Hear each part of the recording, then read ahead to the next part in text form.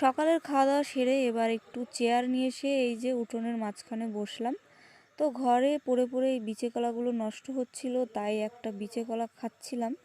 তো খেতে খেতে হট করে এই গাছটার দিকে আবার চোখ পড়লো। আর এমন কিছু কিছু জিনিস দেখলে ছোটোবেলার স্মৃতি আবেগ সব ফুটে ওঠে চোখের সামনে। তো এই ফলগুলো আমরা ছোটোবেলায় স্কুলে যাওয়ার পথে খুব খেতাম। এইগুলোকে আশফল বলে। যাই হোক, খাওয়া দাওয়া সেরে এবার এই যে বাড়ির সামনে দিয়ে একটু পায়চারি করছিলাম, আর দেখি পাশের বাড়ি দাদার গাছে অনেকগুলো কুল পেকে আছে। তো একটা দুটো করে আমি কুল ছিঁড়তে শুরু করে দিলাম, আর পুরো গাছ জুড়ে কুলে ভরা। তো এ কটা কুল আমি পেরেছিলাম, তাই একটু নিচে রেখে দিলাম। আর এই দেখো কি সুন্দর লাগছে, আঙুর ফলের থোকার মতো ঝুলছে। আর আমার ছোটোবেলাগুলো এইভাবে ছড়িয়ে ছিটিয়ে পড়ে আছে, এত মন খারাপ হচ্ছিল দেখে। এই কুলের জন্য কত বকা খেতাম লোকের কাছে। যখন স্কুল যেতাম, ওই লোকের গাছের তলায় তলায় গিয়ে কটা কুল, আমড়া, তেঁতুল, মানে এগুলো আর কি কুড়িয়ে ব্যাগে নিয়ে যেতাম। জানি না তখন কি ভালো খেতাম।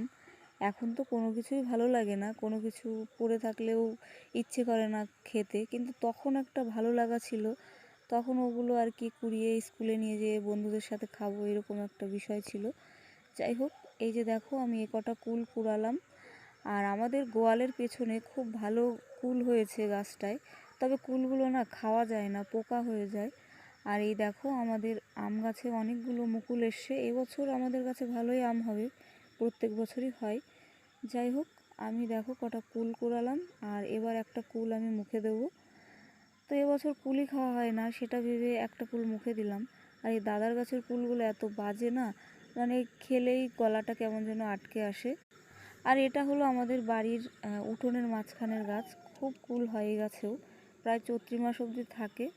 তারপর বিকালে এসেছিল এই যে আমার সোনুমা, তো ওকে একটু সাইকেলের ঝাঁকায় বসালাম। এত পাকা হয়েছে না, কি বলবো আর। তোমাদের একটা সময় দেখাবো ওর পাগলামিগুলো। আমার সোনুমায়ের এই ড্রেসটা কেমন লাগছে তোমরা জানিও কমেন্ট করে। তো পরে আরও দেখাবো, আমার সোনুমায়ের অনেক ভিডিও সামনে আসছে। তো সবাই ভালো থেকো, সুস্থ থেকো, দেখা হচ্ছে পরের মিনি ব্লগে। টাটা সবাইকে, শুভরাত্রি।